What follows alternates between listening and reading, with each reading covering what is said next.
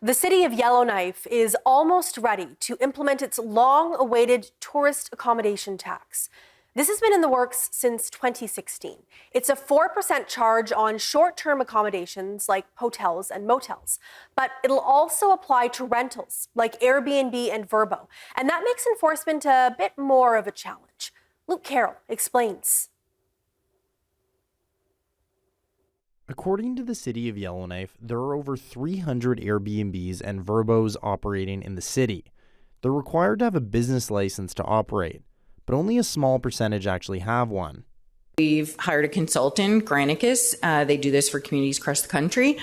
They're working with the city to create a list of accommodation providers, and once we have that list in about 8 weeks, then we'll be able to follow up with those providers to make sure they have their business license number and are registered, because that's how then we'll know how to track who's submitting and remitting the levy that they're required to remit. Now, the reason they need to track down each Airbnb and VRBO in the city is because the individual operators are responsible for charging the customers the tax and then paying it back to the city. It's not the responsibility of the company. That's because accommodation taxes are not consistent across the country. Many jurisdictions have them, but they all enforce them differently.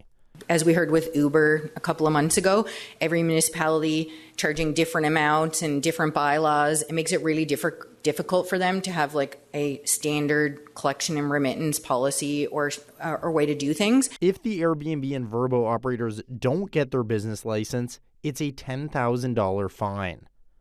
The tourist accommodation tax will be collected by the city every 4 months. It will go directly to a destination marketing organization, which will be responsible for attracting more visitors to come to Yellowknife. There are a few exceptions to the tax, though, including stays longer than 30 days, if the daily rate is under $20 a night, if the accommodations are for the NWT government or another public agency, or the stay is for medical travel. The city will vote on whether to adopt the 4% tax at a council meeting on December 9th. Luke Carroll, CBC News, Yellowknife.